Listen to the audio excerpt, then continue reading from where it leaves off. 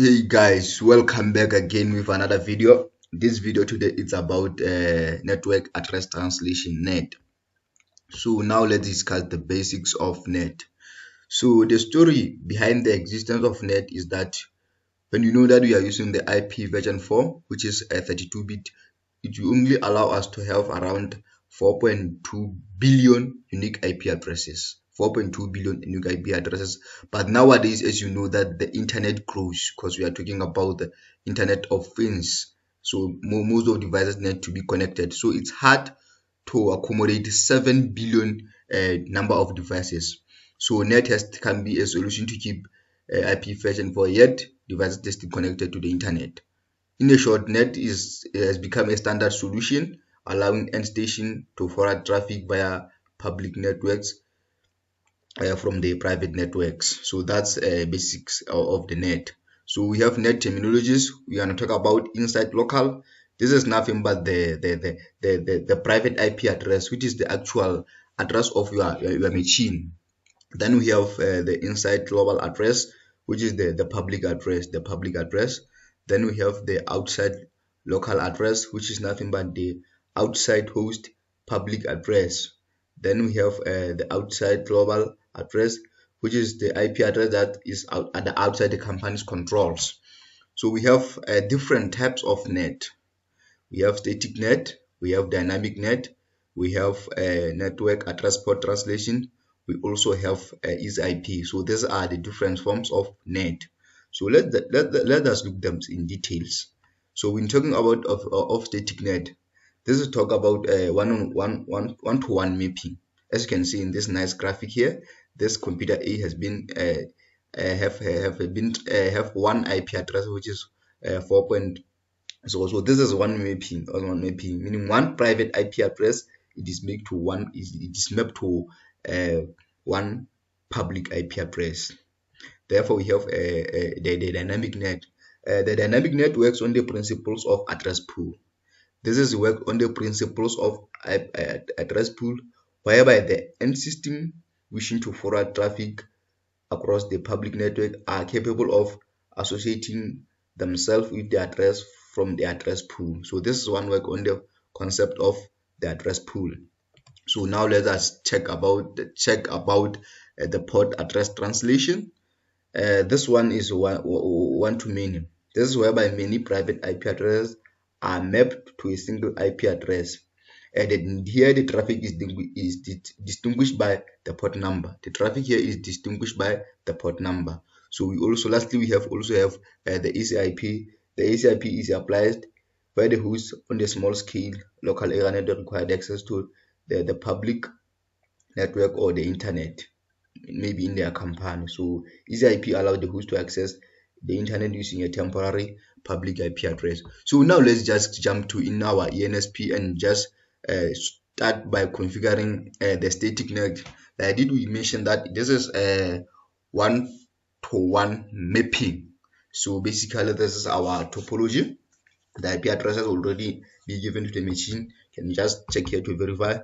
.2 is fine. .3 is okay. .4 is okay. So here is .10. Fine. Now let's just begin to do our configurations. So let's come to my router here.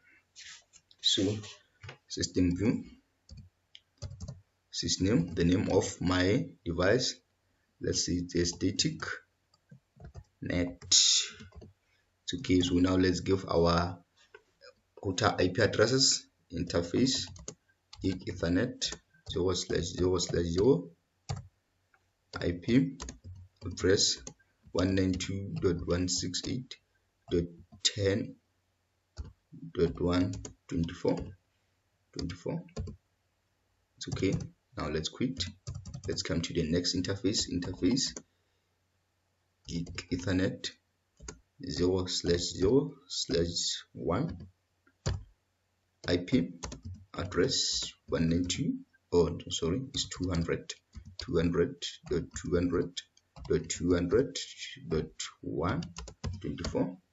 Now it's fine. Now it's fine. So basically we have just given our router IP address, this interface. So now let's just try to see if our PC1 can be able to communicate with maybe our ISP here. So we are going to use the Wireshark to analyze the traffic. We want to use Wireshark to analyze the traffic. So let's start capturing the traffic here. Capture data. This interface. It's fine. It's fine. So now our Wireshark, cool. This is very interesting software for analyzing the packet. So now let's come to command here, ping 200.200.200. Let's just generate the traffic so that we can be able to analyze the package timeout, request timeout, what's going on. Okay, now it's coming. Let's just try again. Now it's fine. It's fine now. It's fine. So now let's just go to our Wireshark and see what we can gather from our traffic here. Okay, so definitely you can just see here, this is let me stop it here. So definitely you can see now we are having our source, which is 192. This is a source, this is our destination. So now that we can see that. So now let's just try to configure let's try to configure static net now. Let's try to configure static net now. Okay, let's configure this, of which this will be this interface Ethernet 0/1. So interface, so system view interface gig Ethernet 0/0/1.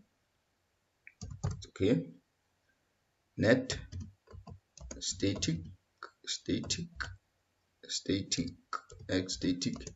enable. That's fine. So now we have to specify, we have to say net and just make a question mark to see what's next, because net that now you say we can see that we have outbound, we have server, so we have static, then we have static, then you can just make a question mark to see, then you can see we have server, static, enable, global. So this is global, this is the specify the public IP address global, this is of which this is our public IP address. So we have to specify the IP address is 200.200.200.2. then inside make a question mark. You can see that you have to okay, so sorry guys, sorry, you have to stay net static global.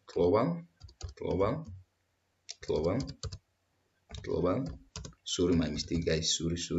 200.200.2 inside, then we can make a question mark. Therefore you have to specify the IP address, which is our private IP address, 192.168.10.2.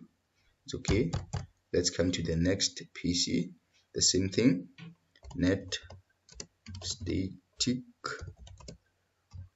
global 200.200.200.3 inside 192.168.10.3. I think that's cool. Let's come to our last IP address for PC3 inside,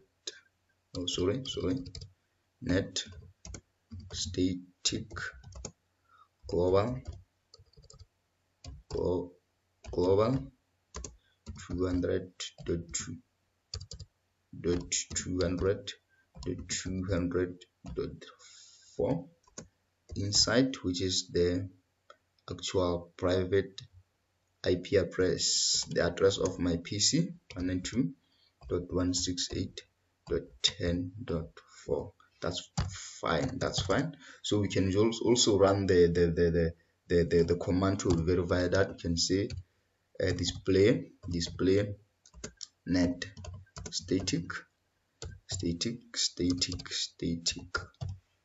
Okay, now just let's just try to see here. You can see it here, the port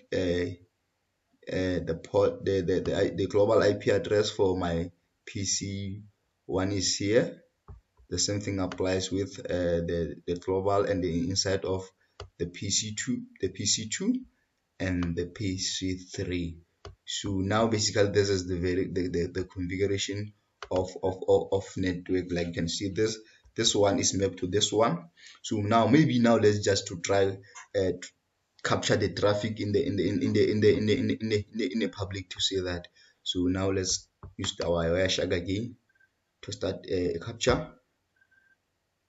our capture here. Okay, now so basically we know that the IP address of this device here is 10.4 192.168.10.4. So now let's just see how the networks.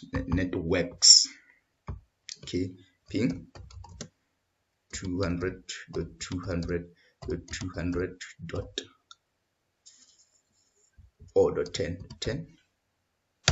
Basically this device can reach to the ISP. So now let's come to our Wireshark and try to analyze this traffic here. Let's come to our Wireshark to try to analyze this traffic. Where is Wireshark? Okay, it's here. Okay, now you can see here. Let me pause here. Now you can see here now we are talking about .4 network 200.200.200.4 net, which is basically the public IP address for my PC, which is basically the public IP address for my PC3. What's going on here? Let me try to do this and clarify what I'm trying to talk about here.